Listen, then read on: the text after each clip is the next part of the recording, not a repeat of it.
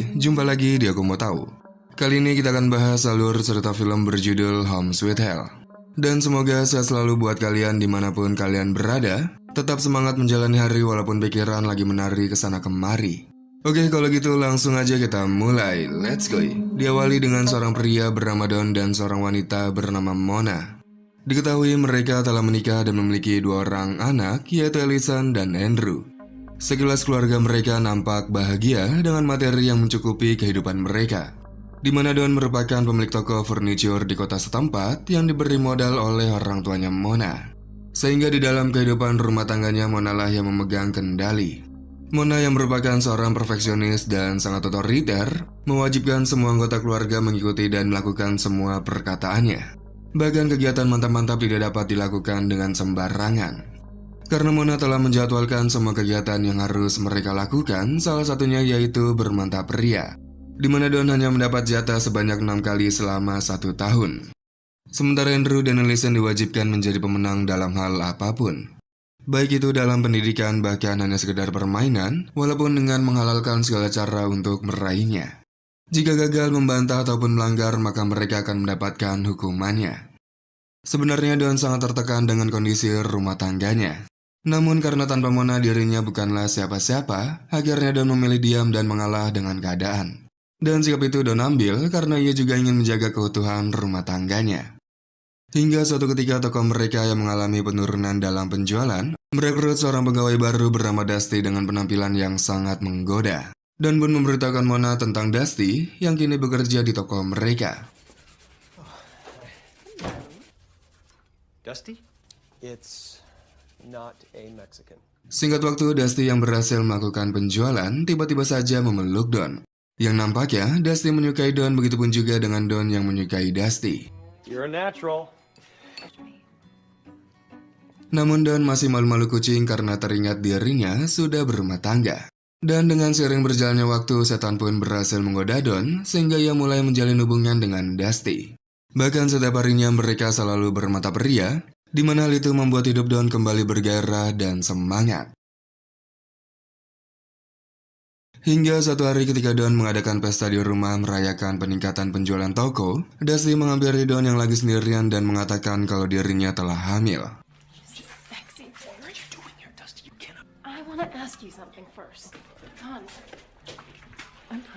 Sontak saja Don terkejut mendengar hal itu karena tidak menyangka, apalagi Dusty terus-menerus mendesak Don untuk bertanggung jawab atas kehamilannya. Don pun mulai panik dan khawatir akan kehancuran rumah tangganya, terutama bagaimana sikap Mona ketika ia sampai mengetahui hal itu. Yang akhirnya, Don menceritakan masalah itu kepada Les yang merupakan rekan kerja dan tetangganya. Tujuan Don menceritakan masalah itu untuk meminta saran dan solusi. Di mana Les menyarankan Don memberikan sejumlah uang kepada Dusty sebagai tutup mulutnya dan pergi dari kehidupan Don. Karena Les menilai wanita seperti Dusty merupakan tipe wanita yang mengincar pria mapan dan kaya raya untuk memerasnya. Namun sayang Don mengaku tidak memiliki uang sedikit pun karena semuanya dipegang oleh Mona. Sehingga mau tidak mau Don pun meminjam uangnya Les. Dan ternyata dugaan Les tentang Dusty benar adanya karena Dusty merupakan pacar seorang ketua bandit bernama Murphy.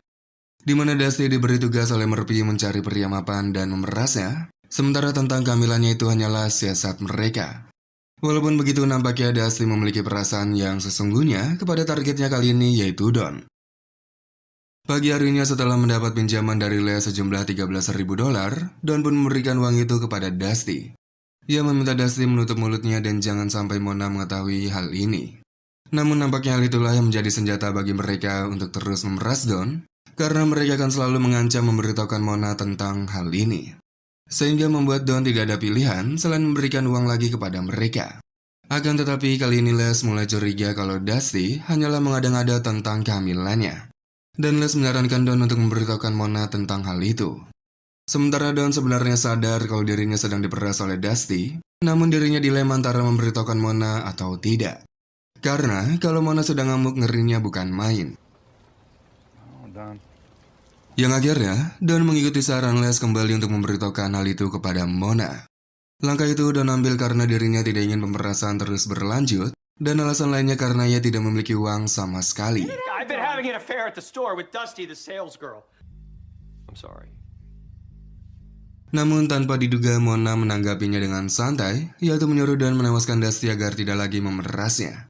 Karena bagi Mona tidak ada tempat untuk orang yang ingin menghancurkan rumah tangganya. Yang ternyata Mona sudah mengetahui Dusty tipe wanita seperti apa setelah 2 kali bertemu dengannya di toko dan di rumah. Namun sayang, Don mengaku tidak sanggup menewaskan seseorang. Guess there's only one thing to do. Well, I will do whatever. Work. That's not gonna work. This is your fault. This family. Do something, John. Kemudian Don mendapat telepon dari Dusty yang kembali meminta uang kepadanya, di mana kali ini jumlahnya meningkat menjadi $25.000.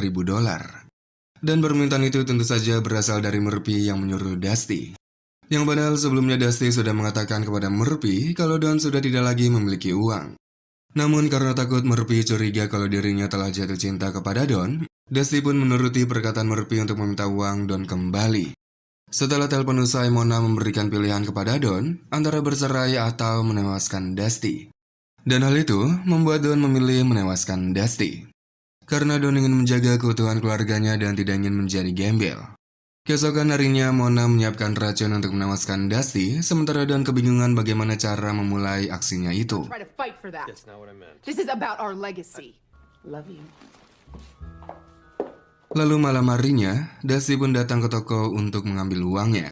Di sana Don berusaha mengulur waktu ketika Dusty mendesaknya segera memberikan uangnya dengan mengajaknya bersulang lebih dulu. Dusty yang ingin segera mendapatkan uangnya tanpa banyak bicara, langsung meminum minuman yang diberikan oleh Don. Yang tak lama, racun itu mulai bekerja dan Dusty pun terkapar. Come on. I need the money. Here, what? Run I did. I'm sorry. I'm so sorry. Oh, no. Kemudian mereka membawa Dusty ke rumah yang ternyata masih hidup. Melihat itu, Mona nampak bahagia dan menyuruh Don mengambil palu, dan dengan santainya Mona menewaskan Dusty disusul memutilasinya dengan gergaji mesin. It's not. Now get a hammer.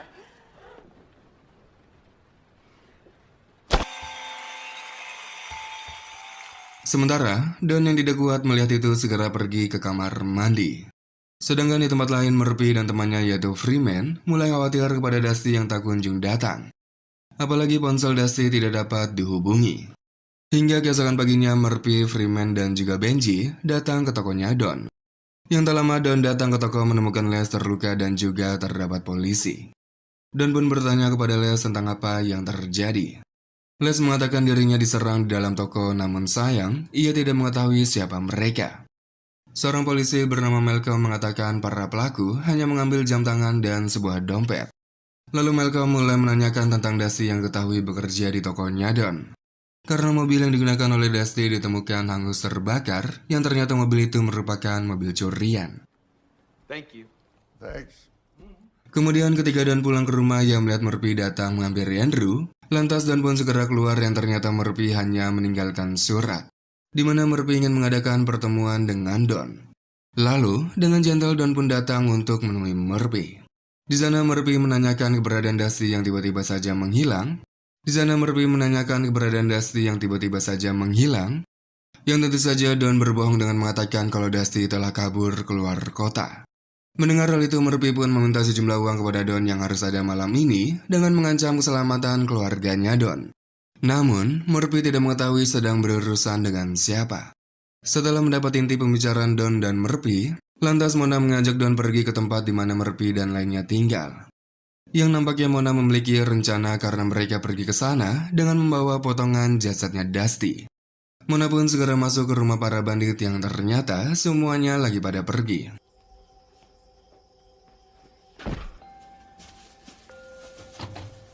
Lalu Mona memasukkan potongan itu ke dalam kulkas. Yang tak lama, Freeman datang bersama seorang wanita. Dengan cepat Mona menewaskan mereka berdua kemudian pergi dari sana. Lalu, Mona menelpon polisi dengan ponsel yang telah ia siapkan. Ternyata rencana Mona yaitu menjebak Murphy sebagai pelaku yang telah menewaskan Dusty. Sementara Freeman yang masih hidup segera menelpon Murphy memberitahukan kejadian yang menimpanya di rumah mereka. Dan saat itu juga Murphy dan Benji datang dikejutkan dengan Freeman yang telah tewas. Selain itu, Murphy juga menemukan potongan jasadnya Dusty di dalam kulkas. Kemudian tiba-tiba polisi datang menewaskan Benji, sementara Murphy nampaknya berhasil melarikan diri. Lalu pagi harinya, Malcolm mendatangi Don yang lagi ngelapin mobil di rumahnya. Maksud tujuan kedatangannya yaitu memberitahukan bahwa polisi sudah menemukan Dusty dalam keadaan tewas. Dan Malcolm memberitahukan kalau salah satu pelakunya berhasil kabur. Yang tak lama, seekor anjing nyelonong masuk ke dalam halaman rumah mereka. Mona yang melihat itu segera membawa keluar sambil mengatakan kalau memasuki rumahnya lagi mungkin nasibnya akan berbeda. To you, Chief, because you don't. That boy. Suatu malam, Don yang penasaran dengan semua kekacauan yang telah mereka lalui berdua, di mana Mona nampak tenang dan terlihat sangat menikmatinya. Don pun mulai bertanya tentang masa lalunya Mona, apakah orang tuanya melakukan sesuatu kepadanya. Sehingga hal itu menjadi trauma bagi Mona yang membuatnya menjadi psikopat. Namun mendengar pertanyaan hal itu membuat Mona menjadi emosional. Mona mengaku dirinya mengalami kondisi medis tapi bukan karena orang tuanya. Melihat Mona begitu emosional, Don pun segera meminta maaf kepadanya. Dan Mona bersumpah jika Don berani menanyakan hal itu lagi kepadanya, maka dirinya tidak akan segan-segan menewaskan Don walaupun dirinya mencintai Don. Do you understand, don't you? Good. Setelah mendengar perkataan Mona, seketika Don menjadi paranoid dan ketakutan sendiri, karena sewaktu-waktu Mona bisa saja menewaskan dirinya kapanpun ia mau. Bahkan anak tetangga yang selalu mengalahkan Andrew bermain basket, membuat Mona berniat untuk menyingkirkannya agar Andrew menjadi pemenang. Hingga suatu hari ketika Andrew kesulitan dalam sebuah permainan, Mona mengeluhkan karena tidak adil. Di mana Mona menuduh anaknya Les telah melakukan kecurangan. Berbeda dengan Andrew, Allison selalu bisa menjadi seperti yang diinginkan oleh Mona. Melihat kelakuan Mona dan Allison, Don mulai khawatir kalau Allison akan tumbuh dewasa, layaknya Mona dengan semua sifat dan kelakuannya. Hingga akhirnya Don yang tidak ingin Allison mendapat warisan semua sifat dan kelakuan Mona, berencana mengakhiri semua ini walaupun dengan cara menewaskan Mona. Yaitu dengan sengaja membuat listrik konslet agar menciptakan percikan api, lalu membuka katup tabung gas yang akan memenuhi ruangan garasi. Kemudian dengan sangat yakin, Don meminta Mona mengambil daging di lemari pendingin yang berada di garasi. Sweetheart.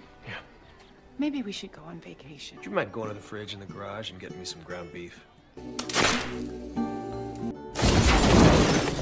Mona pun tewas seketika sementara Don pindah dari sana dengan membeli rumah baru. Kini Don, Allison, dan Andrew hidup lebih bahagia, tenang bahkan harmonis tanpa adanya Mona. Namun sayang Don lupa kalau Murphy masih berkeliaran. Tamat.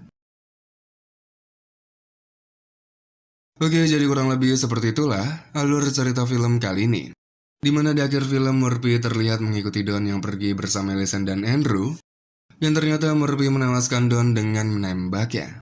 Sementara pesan yang dapat diambil, berhati-hatilah mencari pasangan hidup, pastikan mengetahui bibit, bebet, dan bobotnya sebelum meminangnya walaupun berasal dari keluarga kaya raya. Karena kalau berujung seperti ini maka hanya ada penyesalan yang akan menyelimuti. Semoga kalian terhibur, sampai jumpa di video berikutnya.